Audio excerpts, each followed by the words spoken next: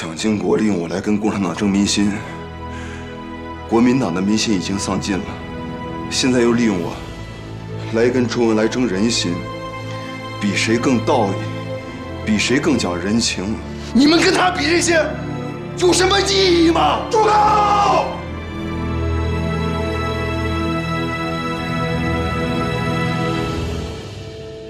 住口！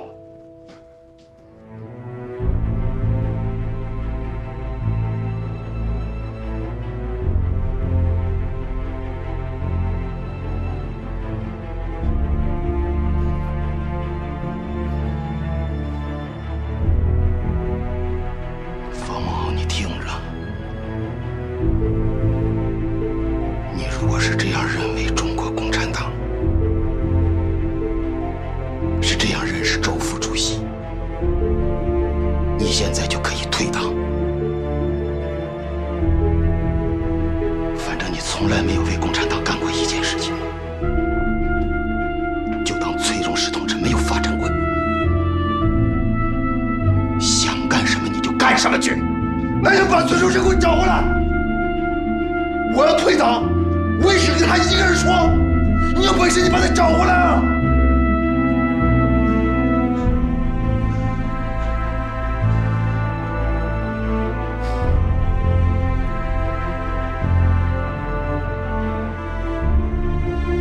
钟石同志永远找不回来了，找不回来了。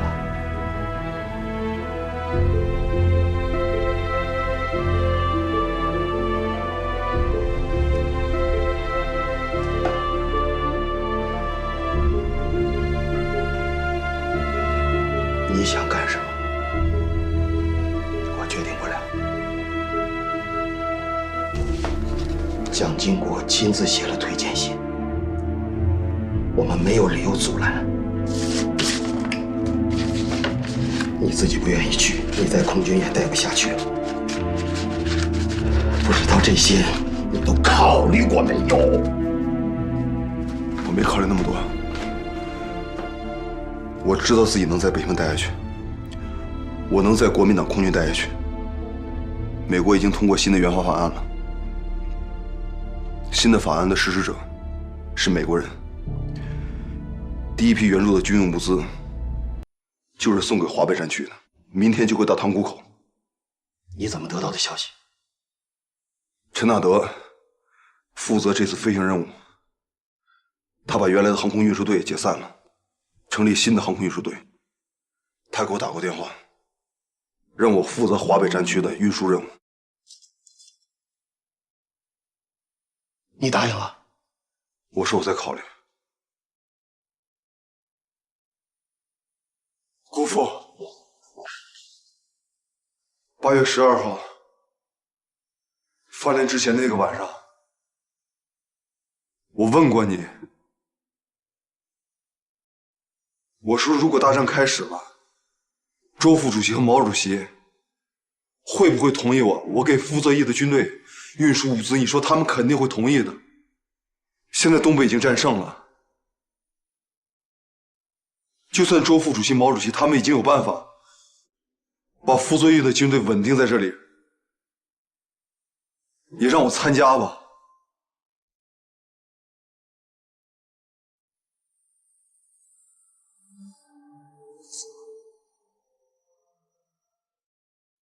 咱们都可以留下来了，这样也对崔叔是个交代。那你对你爸爸怎么交代？我得留下来陪陪他了。10年了，我得陪陪他了，我得陪陪这个家了。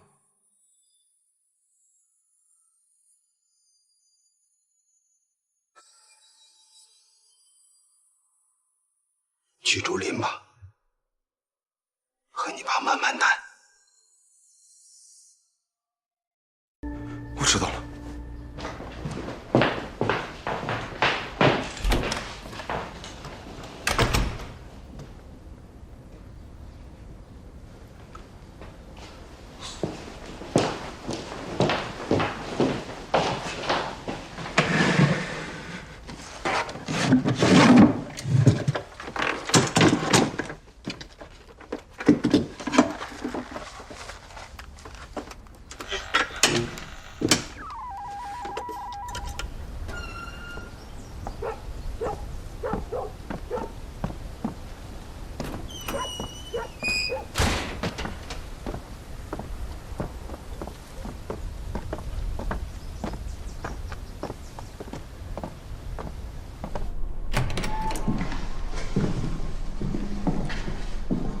柯达同志，请。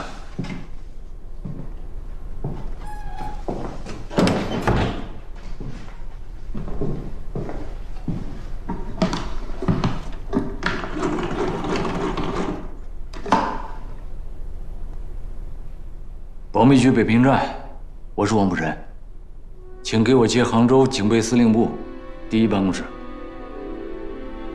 好。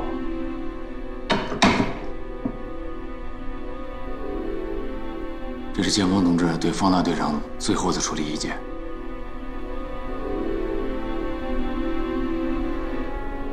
剑锋同志言而有信，这还要看方大队长自己的意愿。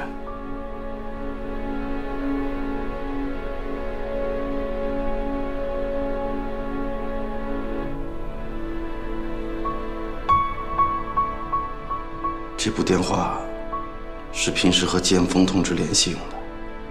是啊，已经停了。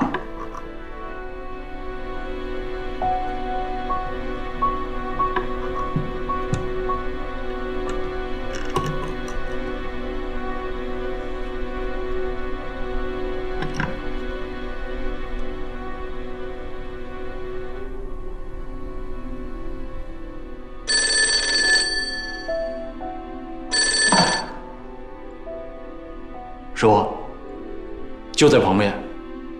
是。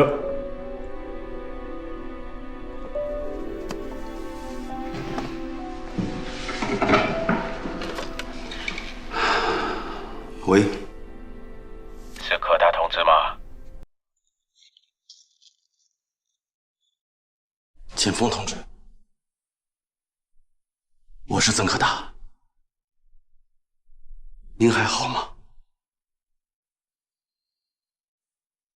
柯达，我们失败了。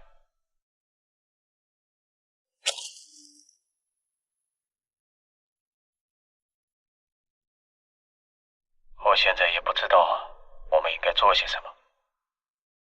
也许9个委，我们国民党，我们国民政府都很快陷入历史。我们可能以后没有在一起共事的机会了。但是，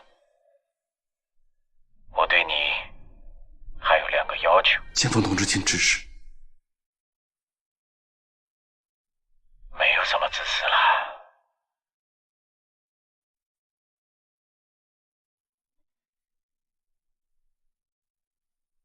我对你的2个希望就是，你要守纪律，要多保重。你到南京复职，我们就不要再见面了。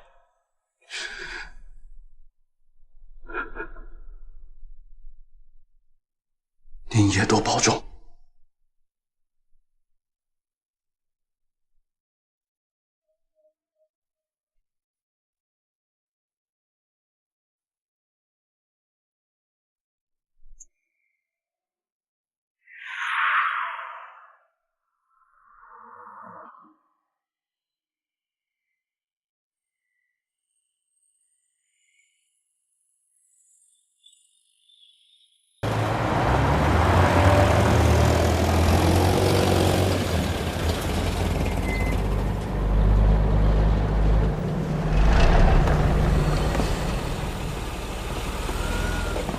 你们先过去。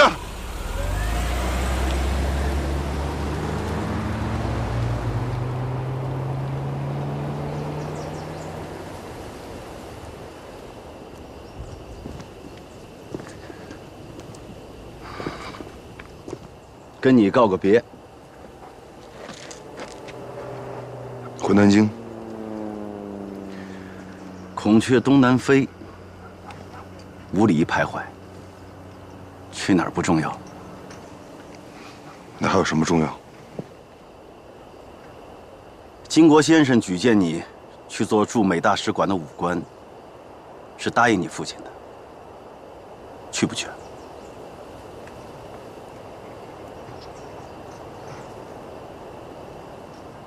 想问你几句话，这里也没有第3个人。你要是愿意，就回答我。请问吧。我抓过你，审过你，我们一起又共过事。你对我这个人怎么看？我的看法重要吗？对我很重要。你是一个专跟有钱人过不去的人。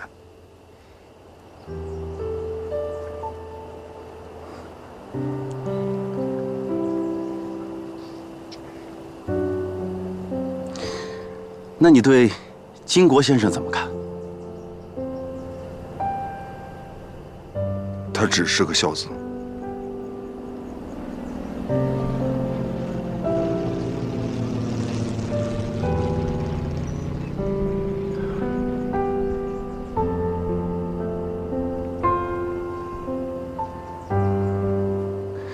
最后一个问题，你可以回答，也可以不回答我。可以回答。7月6号，在南京特种刑事法庭，我问你，你是不是共产党？当时你回答我，你就是共产党。今天我再这样问你，你还会这样回答我吗？只要你这样问，我还会这样答。你是不是共产党？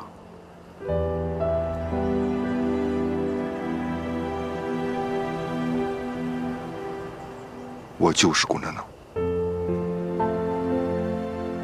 你猜我会不会再抓你一回？我猜不到。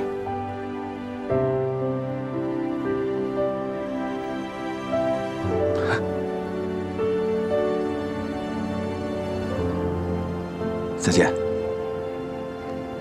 保重。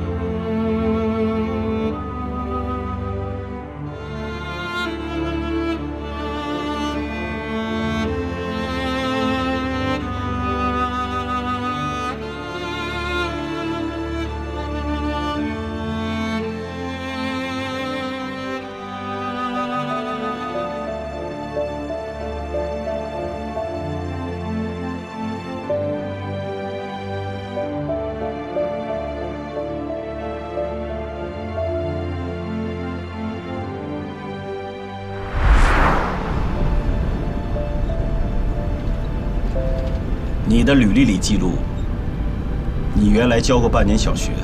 是，那还是高中刚毕业的时候。预备干部局解散了，你还是回去教书吧。跟了我这么久，留下做个纪念。长官，我们不是还要回南京吗？对，回南京要把所有文件送交国防部。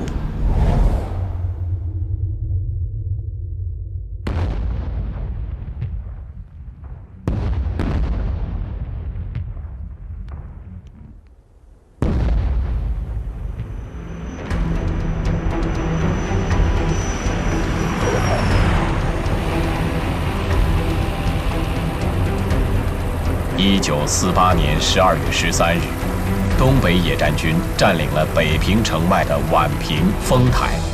12月14日，进至北平香山，直逼南苑机场。傅作义北平守军南撤之路被彻底阻断。1948年12月15日，蒋介石派徐永昌飞赴北平与傅作义紧急密商。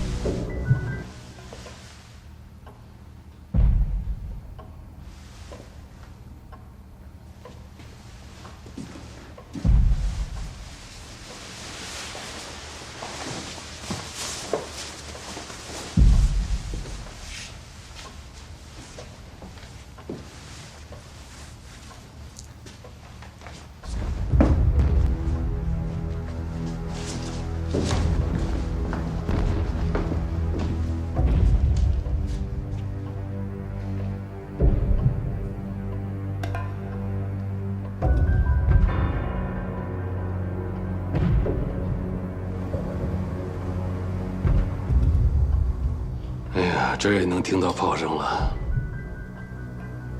行长在2楼等你。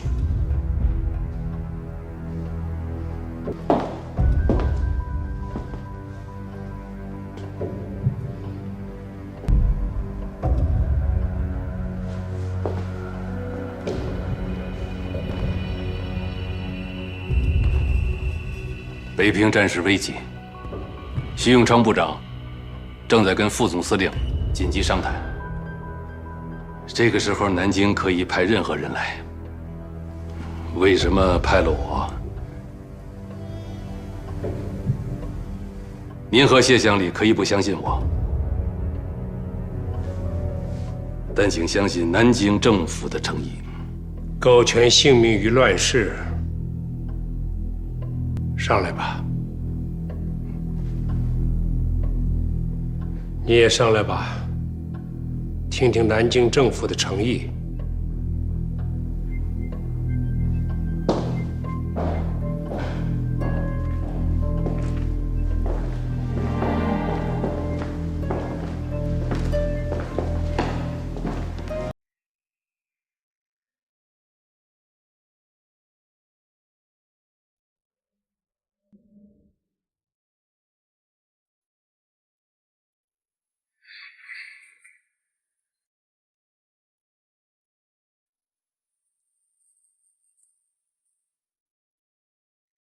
中央银行台北分行经理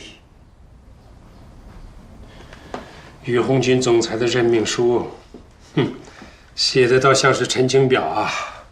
你也看看吧。我就不看了。你是不看了，还是不愿再当什么分行的乡里了？你说呢？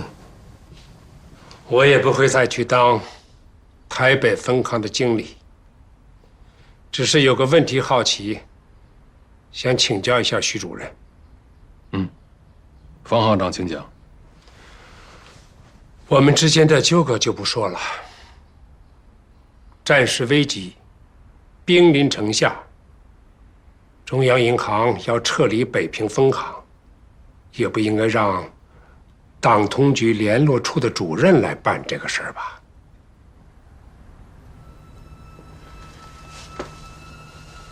这个应该回答方行长。正因为北平战事危急，南京专门成立了北平重要人物和重要机关撤离委员会。我在党通局负责的就是全国的联络工作，就在北平工作过一段时间，熟悉情况，因此安排任委员。主要任务呢，就是帮助北平分行撤离。怎么撤离啊？是就我们这几个人，还是连这座房子都搬走啊？安排方行长任台北分行经理。北平分行的家底，就是台北分行的基础。我们几个人呐，可办不起什么台北分行。当然也包括北平分行储备的国帑了。这就是了。天天打仗，南京政府还没有忘记北平分行这点钱，钱都在金库里面。徐主任打算怎么把它运走啊？北平分行的整体撤离，该由方行长主理，人和账目还有金库里的国帑，争取一次飞运台北。我只是负责协助。我刚才说过了，我不会再当什么台北分行的经理。请徐主任再回一趟南京，让中央银行新派一个北平分行行长来，交接完了以后，他愿意怎么撤离就怎么撤离。这个我可办不到。徐部长正在跟副总司令协商这个北平的战事还有撤离计划。北平分行的撤离是主要内容，必须立刻执行。顺便转告方行长，方大队长的飞行大队也要撤离。如果顺利的话，北平分行的撤离和方大队长的撤离可以合并在一起，当然包括孟伟。方行长一家人一起去台北，这就是南京政府的诚意。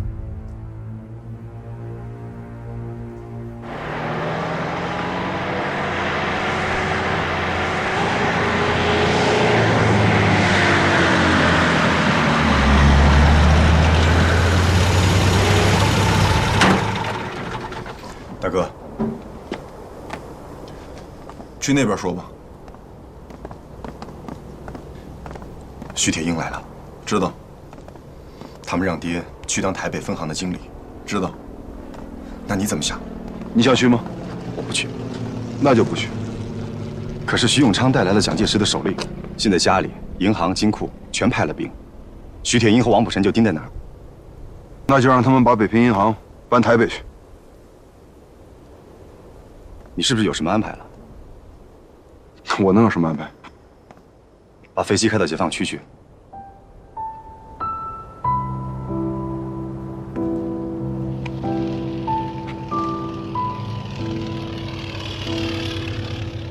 你是共产党，你来策反我了。大哥，我们两个谁是共产党？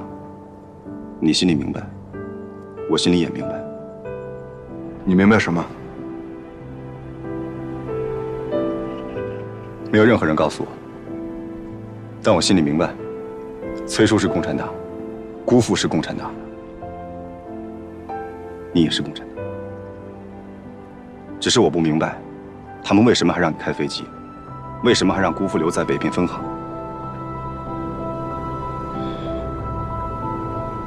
大哥，共产党有办法，姑父和你也有办法，只要你们同意，徐铁英、王卜臣，还有那个孙朝忠就交给我，这几个人，不能让他们活着离开北平。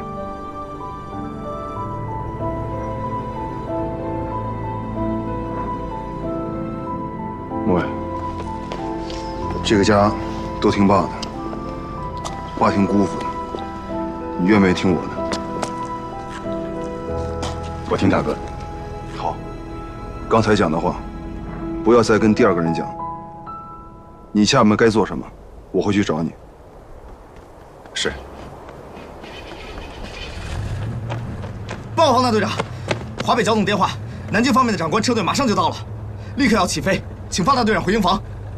知道是哪位长官吗？1级警卫，估计是徐永昌部长。知道了。是。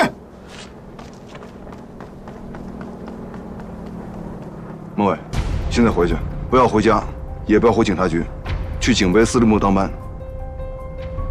有点心眼儿。好，快去吧。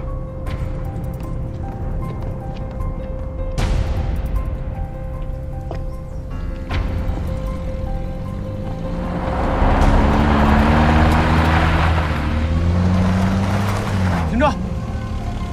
你要干嘛？检查。检查。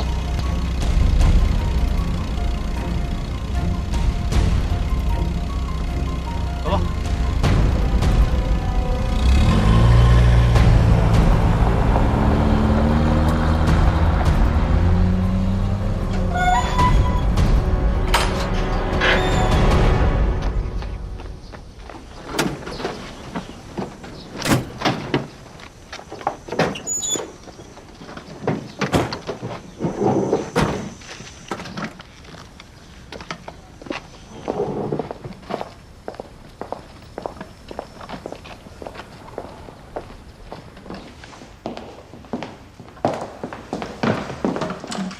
中央银行台北分行经理夫人回来了。我可不是什么中央银行台北分行的夫人，要找夫人，上台北找去。小玉，我们上吗？方叔叔，谢叔叔。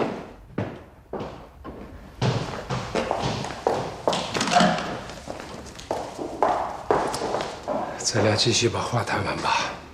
好。假如我说的是假如，你是共产党，而且是能给周恩来出主意的共产党。你知道了，国民党要我把北平分行金库的钱全部带走，包括那些烂账，你会给贵党周副主席提什么样的建议啊？我不会提任何建议。那你是想黄河楼上看帆船？真是共产党，我谢陪同黄河楼上看帆船，周恩来也不会黄河楼上看帆船。因为帆的船是共产党的船，战局现在已经十分明了，共产党迟早要进入北平。第一件事就是要面对北平200万民众的饥寒，当家防止柴米贵。周恩来不许听任何人的建议，也知道北平分行金库这些钱对他有何等重要。那你说，我怎么样才能不把这些钱运走啊？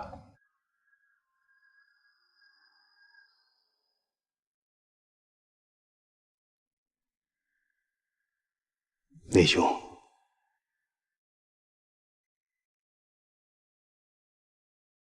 我追求自己的信仰，愿为我追求的信仰去奋斗。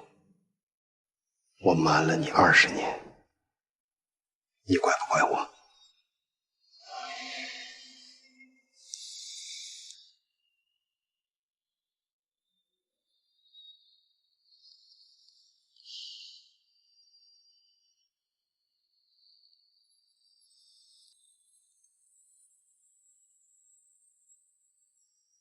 你也帮了我20年。尤其是帮了孟敖。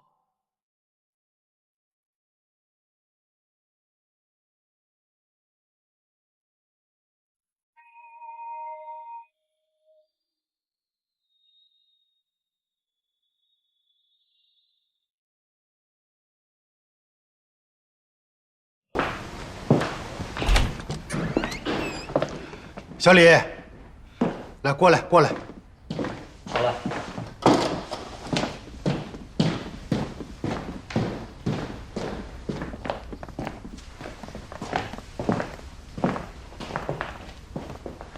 行长，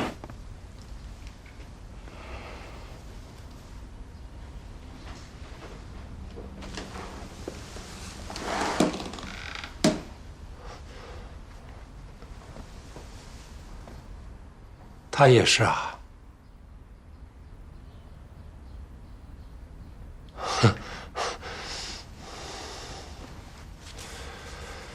你说，在我们这个家里，还有谁是啊？没有了。啊！你们说吧。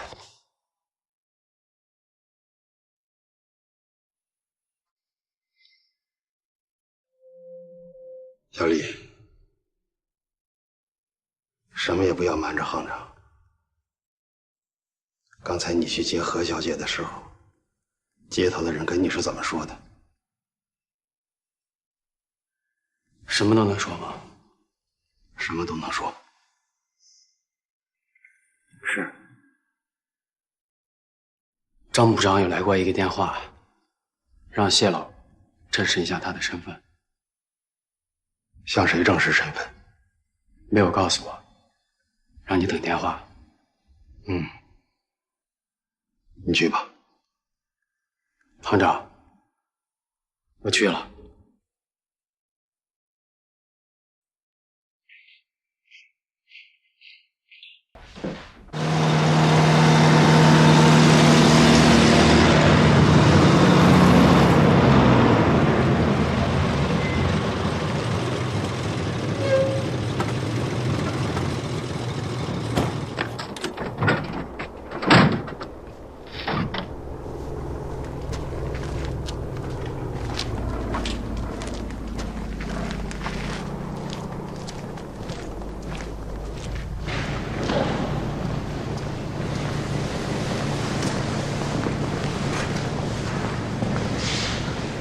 坐吧。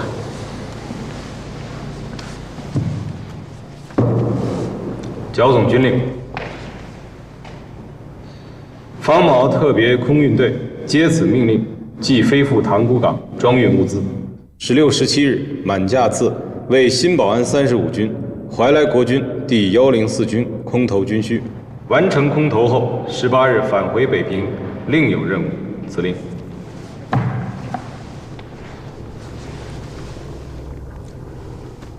具体任务由剿总作战处详细介绍。你们见过吗？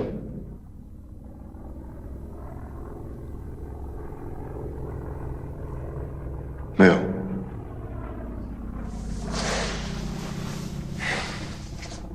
自己介绍一下吧。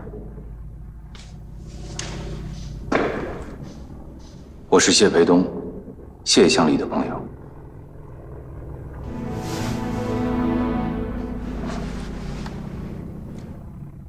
你们谈。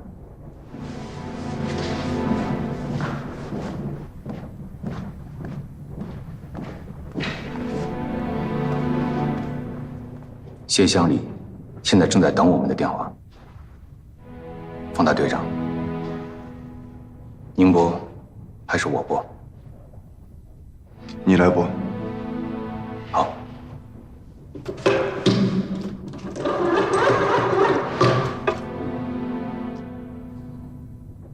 给我接北平分行方行长办公室。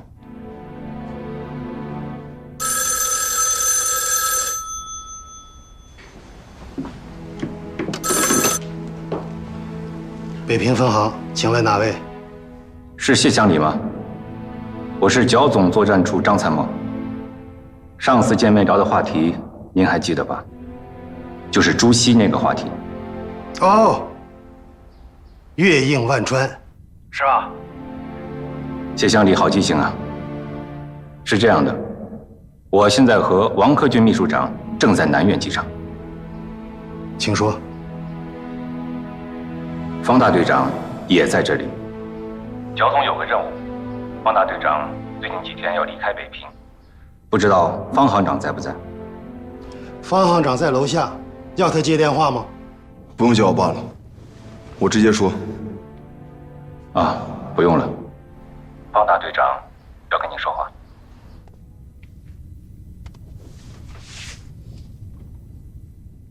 姑父，我们这几天有飞行任务，可能几天回不了家。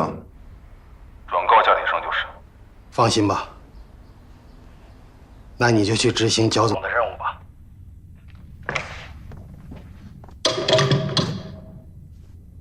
说好了，那我们谈。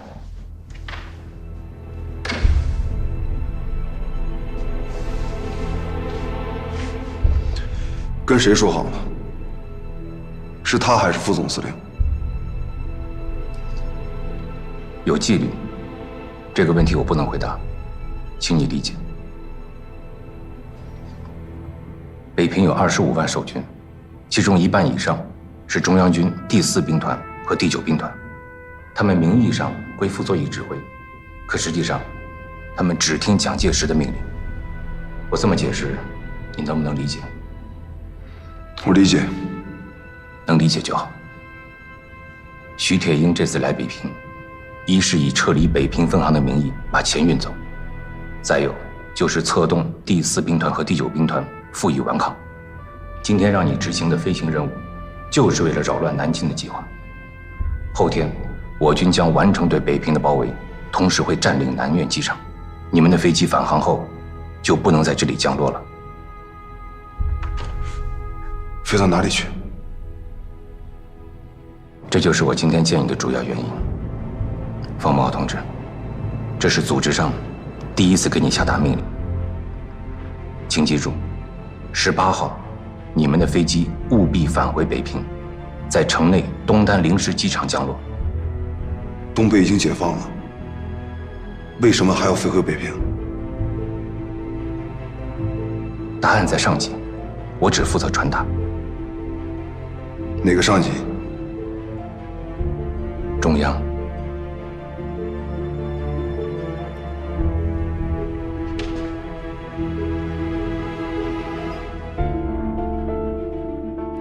1948年12月17日，东北野战军城隍兵团进占门头沟、石景山、万寿寺，逼近北平西直门、德胜门，从北面、西面包围了北平。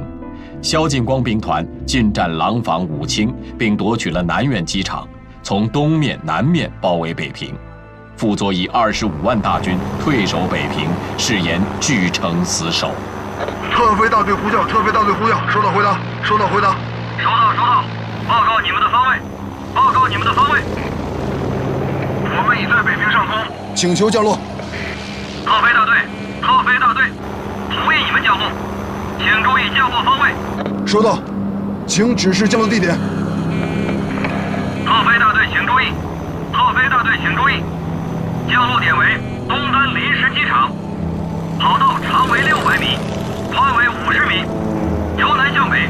参照物为东南3层楼群，请你们自己掌握降落高度和坡度，注意共军炮火。收到。1号呼叫2号、3号，收到回答。我是2号，请讲。3号收到。1号请指示，降落点长度600米，宽50米，降落难度大。我率先降落，请注意观察我降落的高度和坡度，注意保持间距。2号明白。3号明白。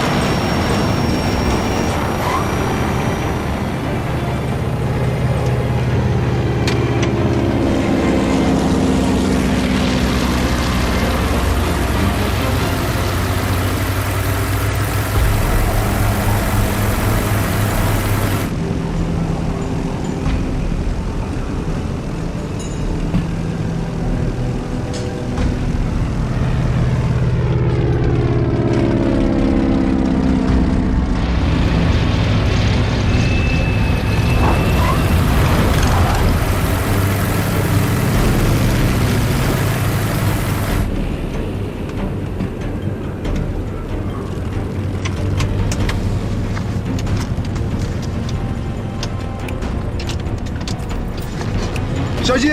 是。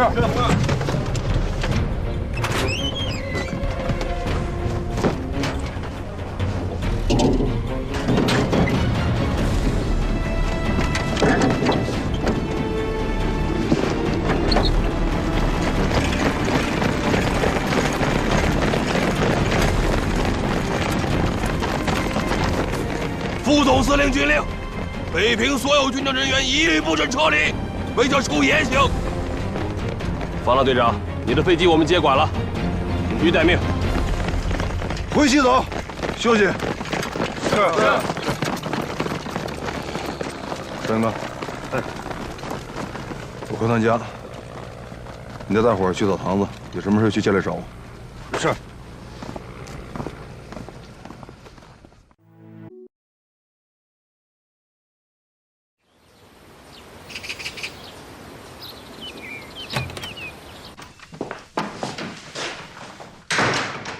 合适吗？合适。这是你诚意啊！熬了好几个晚上给你赶出来的。坐吧。现在连拉洋车卖香烟的都知道，国民党要败了，共产党要得天下了。可有几个人真的知道，国民党为什么会败，共产党为什么会胜？我给他们干了20多年的银行，我知道。中国几千年贫富不均的病根不除，西方的那套金融经济只能是火上浇油。我也不会再为国民党去台北搞什么银行，我学的那一套，共产党也用不上。我还能干什么？好在无锡老家那几10亩的田，去年叫族人给卖了，攒的那些个钱也都买成了金圆券。在乡下，在城里，我都不算是剥削阶级了。我都想好了，北平战役打完，我就和你成一回无锡老家，教个中学、小学，总还可以。现在最放心不下的，就剩下我那个小儿子了。孟伟从小听话，给他安排过3青团，把国民党中央党部都干过。现在想为共产党做事，也已经晚了。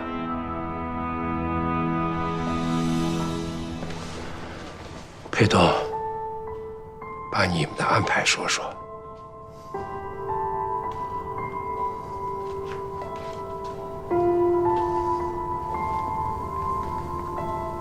上级已经同意了，这几天就让孟伟和你崔婶2个孩子一起去香港。为什么一定要去香港？我在中央银行干了20年，瞒了你爸20年，也瞒了国民党20年。之所以能瞒这么久，是因为我们准备瞒一辈子。历史是人写的，可有很多人写不进历史。就像你崔叔和我，北平解放了，全中国都解放了，我们的身份可能还不能暴露，要一直瞒下去。你崔叔的身份不能暴露，你崔婶和2个孩子，不管是在北平或是在上海的生活，都无法安排。去了香港呢，帮助他们开一个小店面，一家人的生活，2个孩子的上学，就都解决了。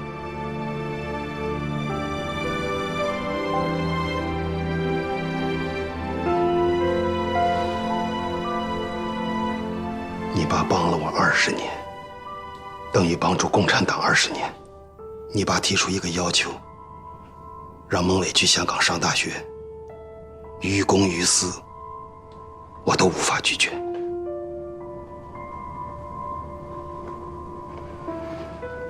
我请示了上级，完全同意，让孟伟和你崔婶2个孩子一起去香港。孟伟他自己愿意吗？还没跟他说，想让你跟他说。我怎么说？孟伟是个重感情的人，对崔叔的感情也很深。就说让他护送崔婶一家去香港，他会愿意的。如果这样的话，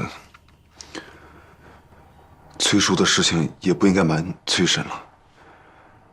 在他们走之前，应该带他去看看崔叔。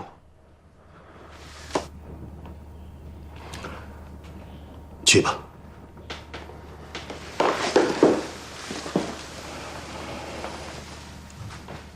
西山已经住进了解放军，咱们自己的人会安排，关键是出城。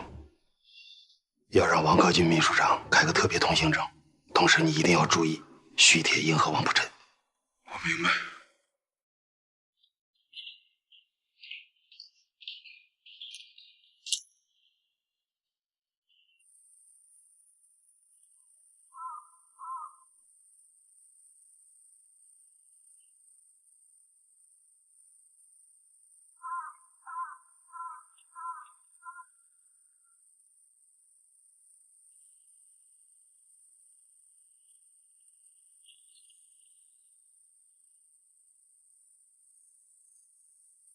上去吧，我在这儿等，路上小心啊。谢谢。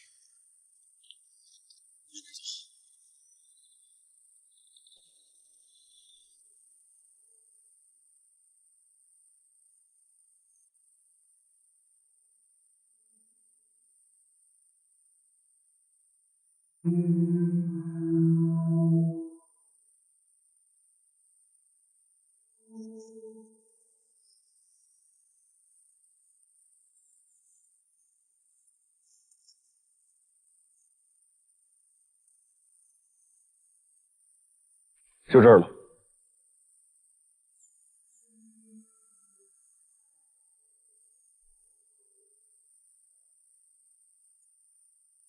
秦氏，现在还不能让孩子知道。不凶他。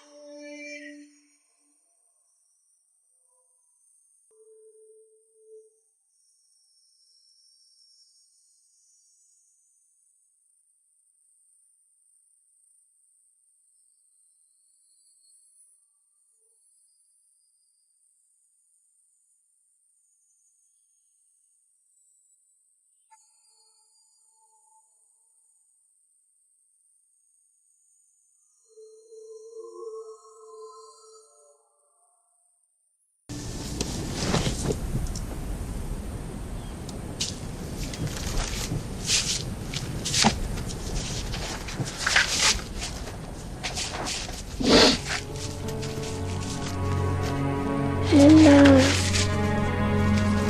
这是谁？把龙离进去。去把姑姑叫来。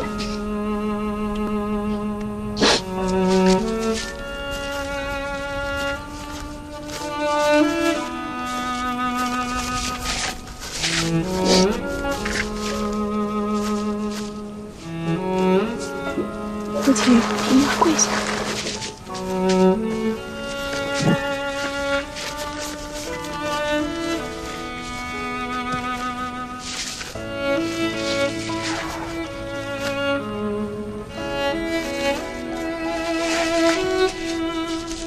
你在这照顾去。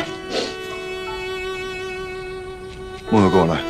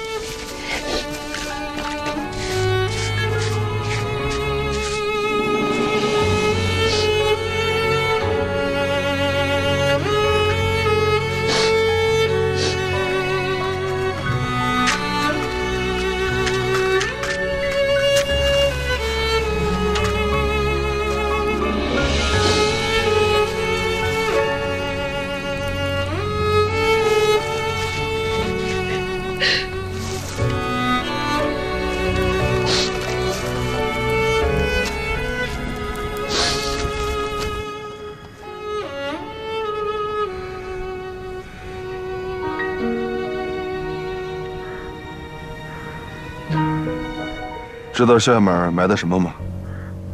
埋的什么？马鞍山。不会是马鞍山。马鞍山的碑前啊，埋了东西。把东西取出来，足够崔水一家在香港生活了。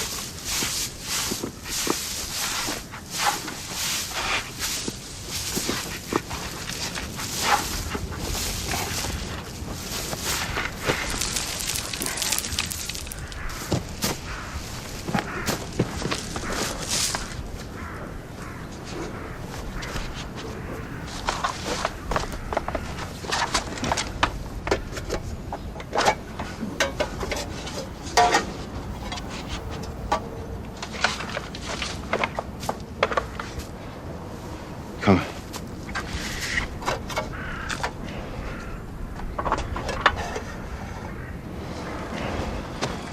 知道马鞍山为什么把这些给崔婶吗？因为你放过他一马。也不全是。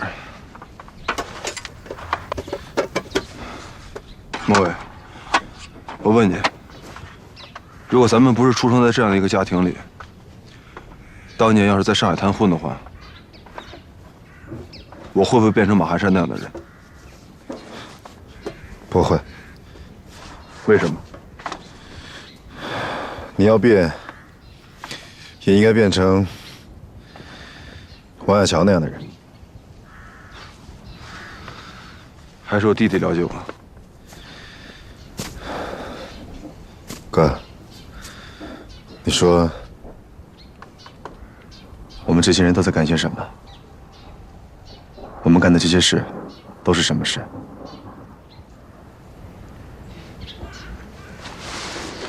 有些事情现在想不明白，以后能想明白；有些事情现在想不明白，以后也想不明白。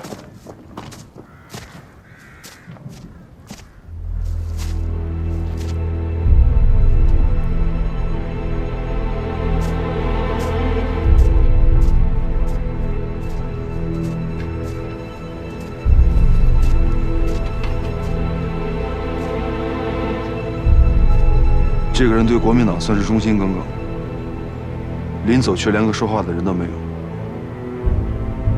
他专门去机场跟我道了个别，没想到会这样。如果知道当时是盖棺定论的话，我应该对他的评价更高一点。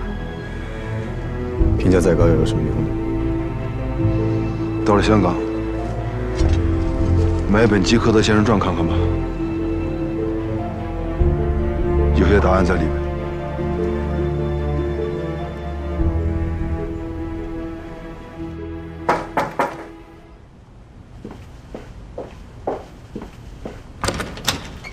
Good afternoon. Afternoon, madam. This way. Mr. Leung said you will come.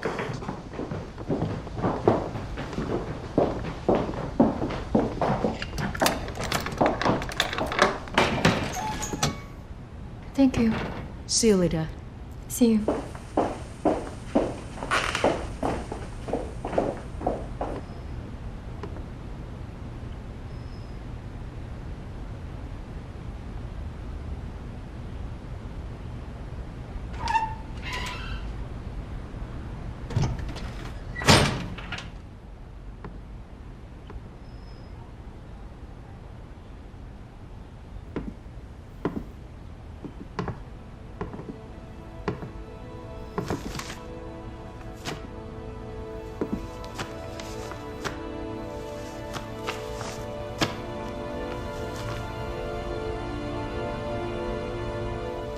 看过这本书吗？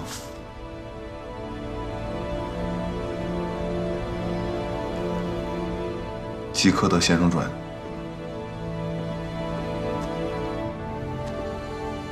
没有。里面的第3章已经被标注出来了。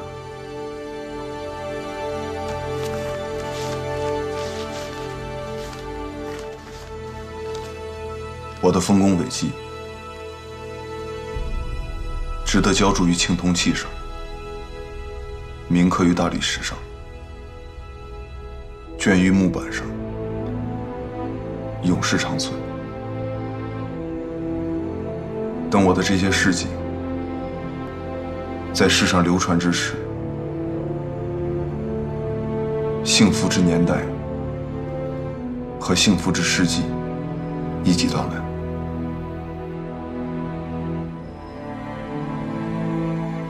这段话是梁先生标注的。这段话与你有关吗？你不觉得我们都是堂吉诃德吗？跟风车作战。知道我为什么喜欢你吗？你喜欢过我吗？我喜欢风车。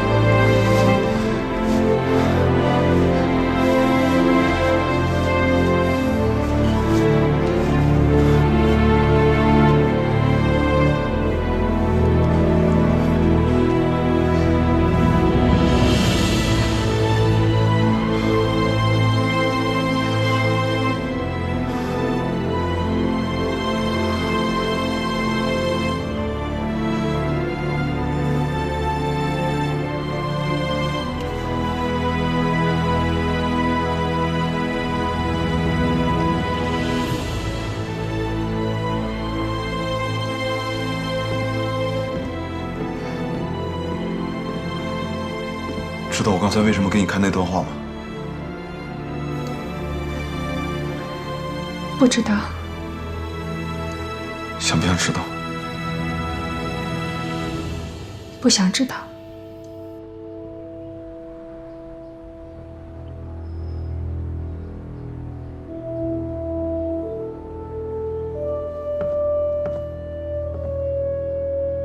想知道，告诉我。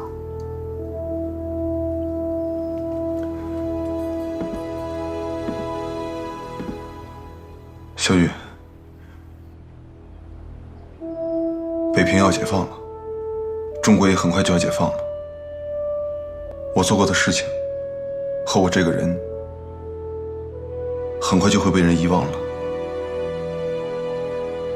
你怎么办？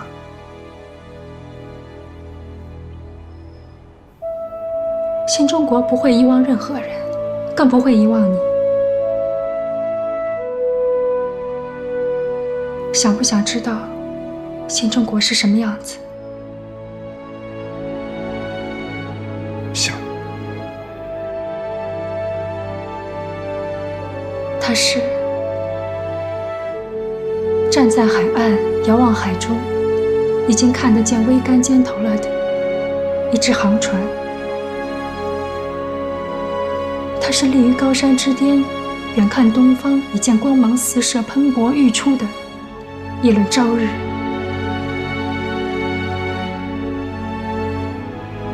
它是躁动于母腹中的快要成熟了的一个婴儿。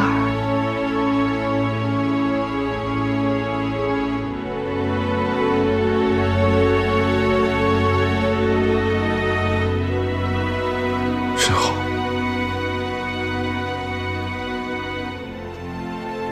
我们一起站在航船上，一起看日出。这是毛主席在井冈山上一篇文章里提到的一句话：历史是由人写的，但很多人不会被写到历史里去。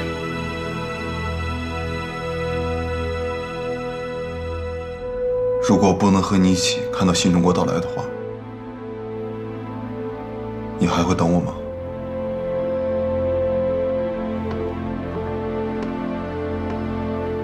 出什么事了？组织上怎么说的？你不许吓我。崔婶一家会被送去香港，你没有想过原因吗？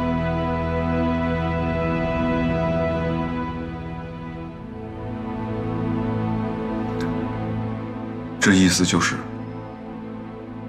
解放以后，崔叔的身份还是不能被暴露，姑父的身份还要一直隐瞒下去。很多人的身份还要继续隐瞒，原因只有一个：北平分行会被送到台北去，北平分行里所有的钱和一部分人都要被飞机运走。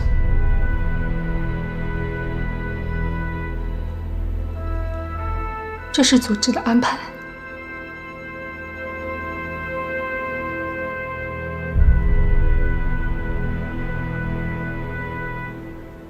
为什么会这样？北平会和平解放。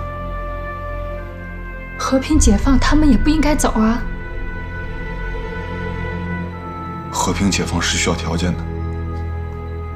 其实傅作义早就和我们秘密和谈，他顾及的是蒋介石的第4兵团和第9兵团。北平所有的物资、黄金、飞机，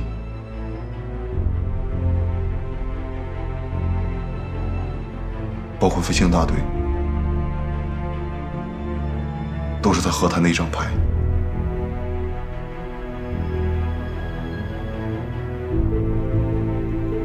你愿意吗？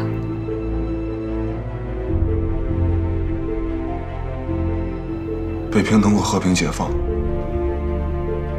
本身就是一件丰功伟绩，值得浇筑于青铜器上，铭刻于大理石上，镌于木板上，永世长存。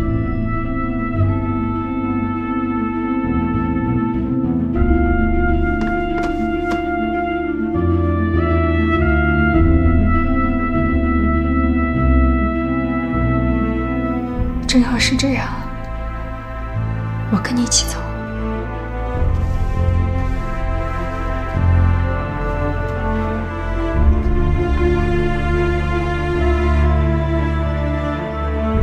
如果你想等我回来的话，就在北平等我。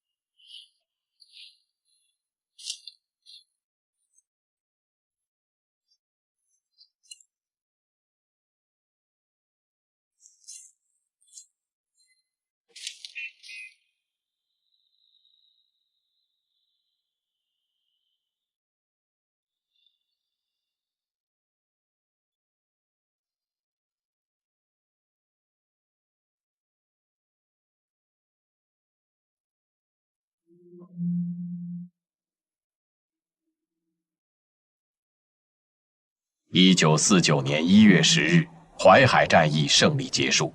1月14日，解放军攻克天津。1月21日，共产党和谈代表进入北平。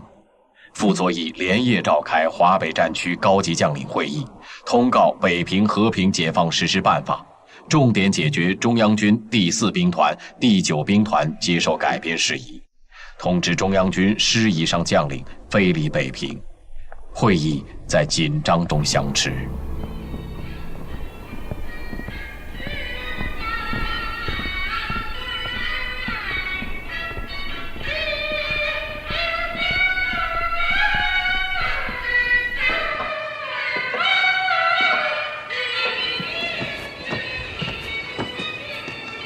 这位是解放军的刘部长，方某，国军王牌飞行员，特运大队大队长，方行长的儿子。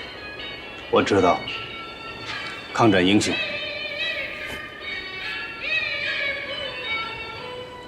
这位是谢乡里，长官好。谢乡里，解放军里没有长官。谢乡里，带我们去见方行长吧。行长不愿意走，我去了没用。长官们请。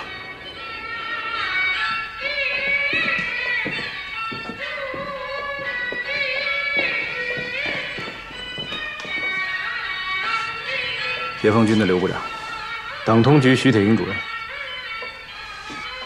幸会，幸会。倡导和平，全国同声响应。击弭战消兵，解人民倒悬1万亿。愿同心一德，一致协力，促成永久之和平。蒋总统的下野文告徐主任这么快就会背了，惭愧。我们一块上去见方行长吧。该说的我都说过了，你们畅谈，我在此恭候。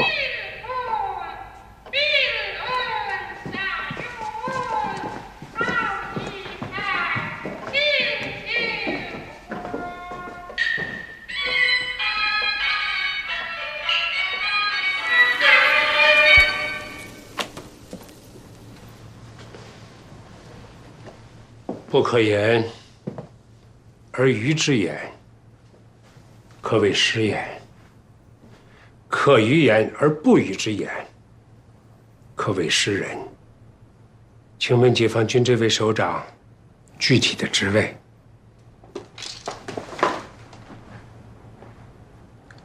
我在华北成工部和敌工部负责。石敬，有几个问题想请教。请讲。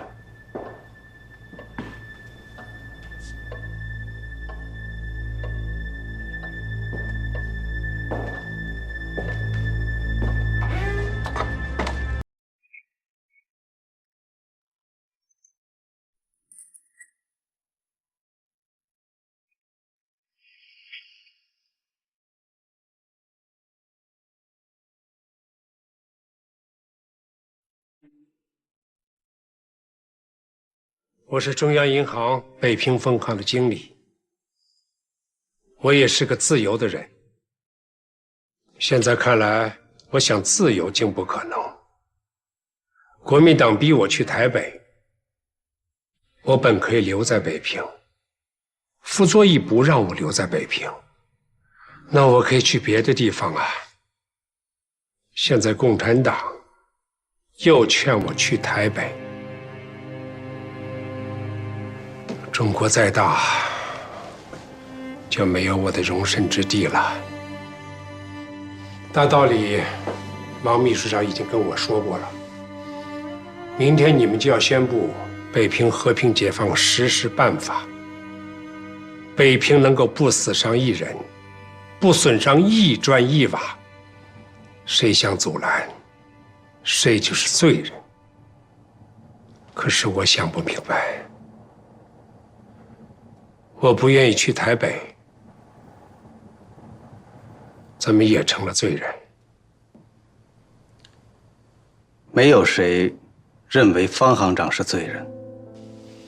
是不是罪人，我自己知道。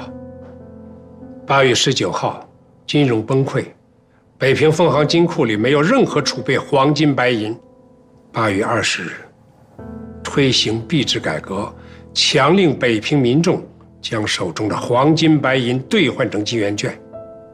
北平分行金库的黄金白银，都是我北平分行从民众的手里掠夺来的。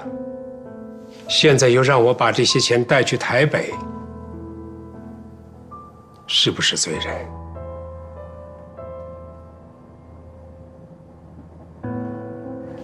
我调一句书带，不知道方行长愿不愿意听？愿听高见。昔者下衮作3任之城，诸侯备之，海外有侥幸。欲知天下之叛也，乃坏城平池，散财物，焚兵甲，失之以德，四海宾服，孰云其罪？出自《淮南子·袁道训》，是不是？方行长好学问呐！如果可以的话，你能不能把这段古训变成自己的话，直接说出来？那我就传达原话，让国民党把钱运走，把民心给我们留下。谁说的？我党毛泽东主席。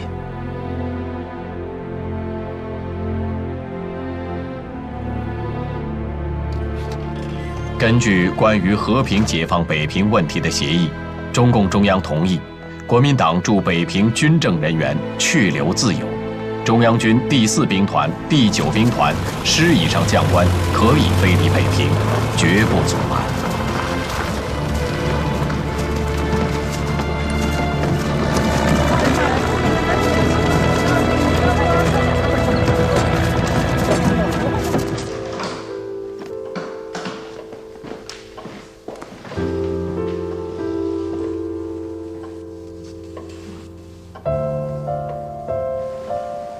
这个家就剩下你一个人了，好好看着吧。说不准那天我们还会回来。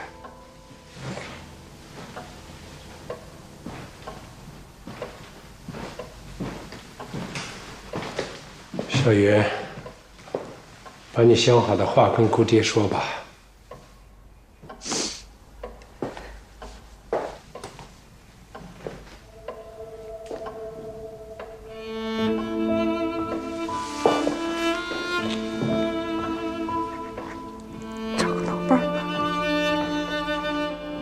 年轻点的也行。谁还能看上我呀？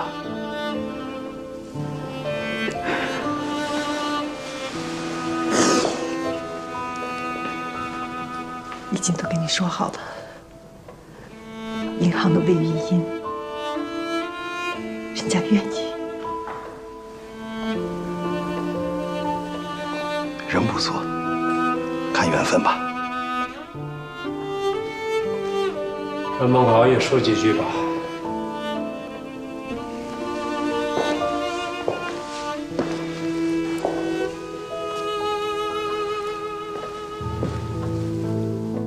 走了。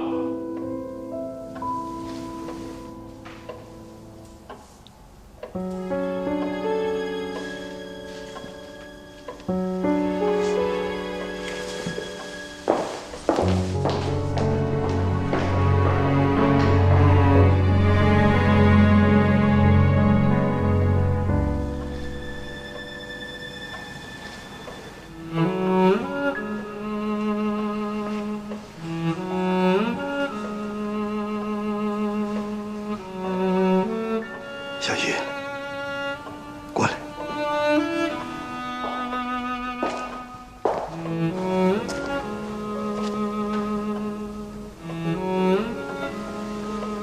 让我抱抱。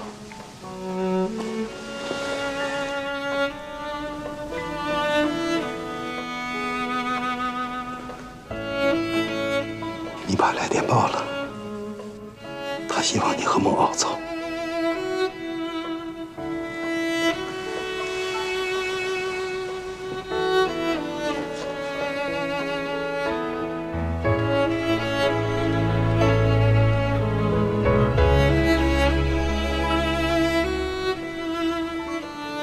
孟敖，你过来。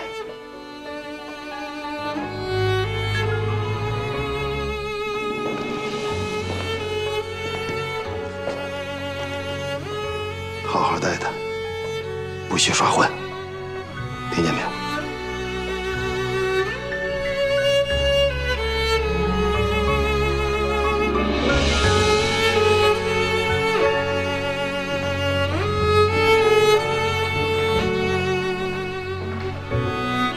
走吧。